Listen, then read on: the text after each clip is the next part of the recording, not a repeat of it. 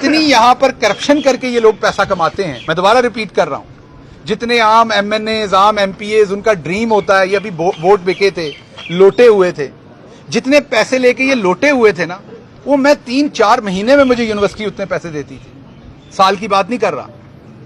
वो सब कुछ छोड़ के मैं इमरान खान के कॉज पर उसके पीछे आके खड़ा हुआ, असल में पाकिस्तान के लिए खड़ा हुआ। मैं पूरे दावे से कहता हूं कि अक्सर, क्योंकि अब समझ आई है सियासत में लोग करप्शन क्यों करते हैं, मुझे ये समझ आई है। अब वो इसलिए समझ आई है कि आप पे सच्चा या झूठा जैसा भी केस बने, आपको करोड़ों रुपए चाहिए वो केस लड़ने के लिए, और केस सियासतदानों पे बनते हैं। फिर आपको इलेक्शन लड़ने के लिए करोड़ों रुपए चाहिए, तो सियासतदान बंधा हुआ है करप्शन करने के लिए। मैं करप्शन को जायज नहीं कह रहा, मैं ये नहीं कह रहा होनी चाहिए, मैं आपको वजह बता रहा हूं कि ज्यादातर सियासतदान क्यों करप्शन करते हैं। क्योंकि उन्हें हर टाइम डर रहता है कि उनके ऊपर कोई सच्चा और झूठा केस बना दिया जाएगा, और जब बन जाता है तो करोड़ों रुपए चाहिए उस केस को जीने के लिए। और जो कुछ पिछले चंद दिन से ये इंपोर्टेड हुकूमत कर रही है, जिस तरीके से मरियम साहबा बाहर गई हैं, वही जो कहती थी मुझे पासपोर्ट ट्रे में रख के भी मिलेगा तो मैं नहीं जाऊंगी, जैसे ही अदालत से उन्हें पासपोर्ट मिला, अगली फ्लाइट पे बैठ के वो फौरन बाहर चली गई हैं।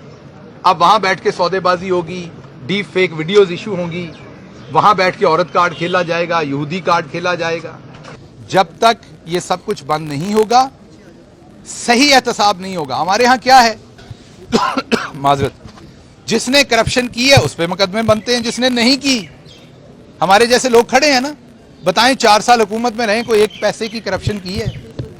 कोई एक ऐसी चीज आपको मिल जाए कहीं से तो बिल्कुल सामने लाइए। हमारे जैसे लोगों पर और तरह के केस बन जाते हैं, उनके ऊपर करप्शन के बन जाते हैं। एंड ऑफ द डे एक आम शहरी को सारे एक ही जैसे लगते हैं। मैं भी मुजरिम बन के खड़ा हूं यहां, जिन्होंने अरबों रुपए लूटे वो भी मुजरिम बन के इन्हीं अदालतों में आते हैं, उनके भी पीछे ऐसे ही नारे लगते हैं, वो भी विक्ट्री साइन बनाते हैं। मेरे जैसे के पीछे भी ऐसे ही साइन नारे लगते हैं, हम भी विक्ट्री। तो आम घर में बैठा बंदा सोचता है, सही दिनों लग रहे नारे तोड़े। एक सेकंड मेरी जान, लोगों को लगता है कि ये सारे ऐसे ही हैं, सारे पे मुकदमे बंद है, ये सारे ही करप्ट हैं। तो जब तक हम वाकई असल मुकदमात नहीं बनाएंगे, जब तक वाकई कानून की असल अमलदारी नहीं होगी, इस मुल्क ने आगे नहीं बढ़ना।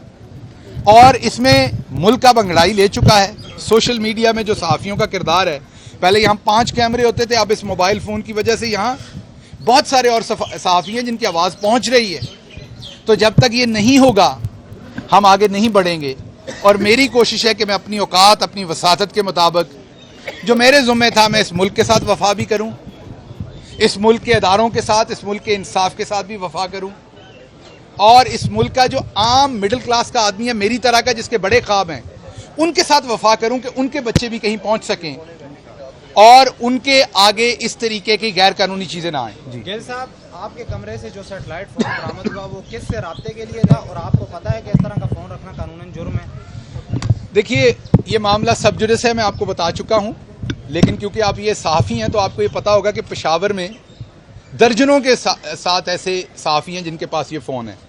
एक आपको भी ले लेना चाहिए।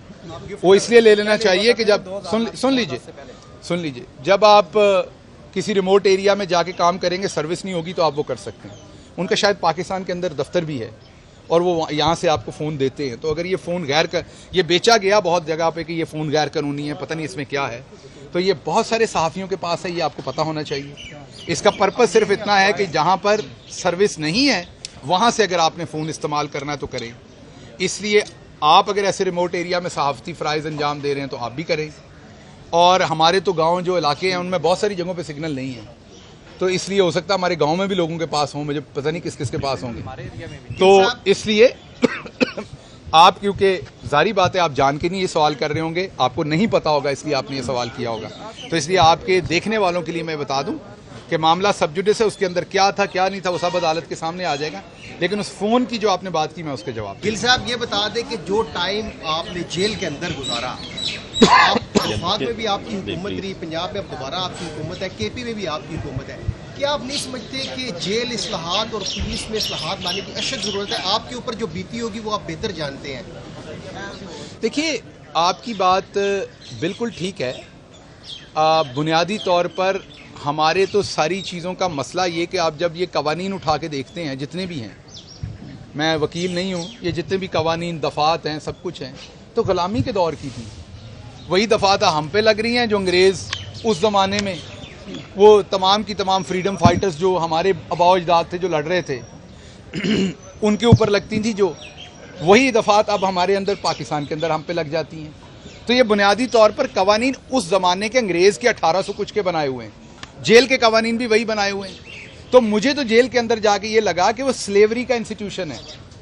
अगर जो आम कैदी है वो चल रहा है और जेल का कोई अमला सामने से आ गया तो उनको अहकामात हैं कि वो खड़े नहीं हो सकते, बैठ जाएंगे फ़ौरन।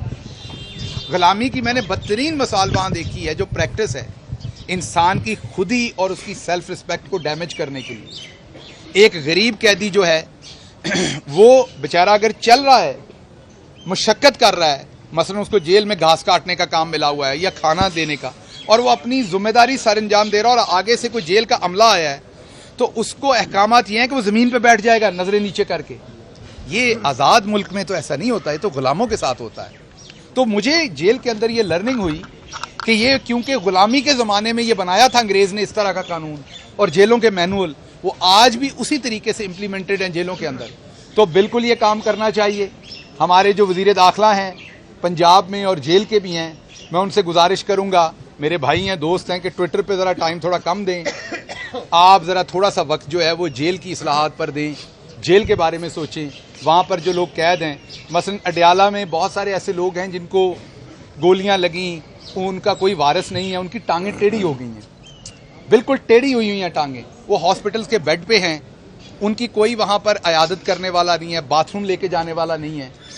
उस तरह के लोगों का अगर आप अदालत के सामने मोअज़्ज़ज़ जज साहबान के सामने उनकी तस्वीरें और केस रखेंगे तो वो उनको किसी हॉस्पिटल में बाहर शिफ्ट करेंगे। उधर कोई, मुझे सुनने में आया, मुझे मिलने नहीं दिया गया उनके साथ, 50 से ज़्यादा जहनी मरीज़ लोग हैं, 35 बच्चे हैं जो वहीं पैदा हुए हैं या अपनी माओं के साथ अंदर हैं। पर तो तर्स करें। और मैं अपने ही वज़ीर जो वहाँ हैं, सारी जेलों में ऐसा ही होगा, सिर्फ हमारे यहाँ नहीं होगा, उन्हें मैं ये कहूँगा कि जब हमें वजारत मिलती है तो बुनियादी तौर पर वो एक बहुत बड़ी जिम्मेदारी होती है, अल्लाह ने उसका हिसाब लेना है हमसे।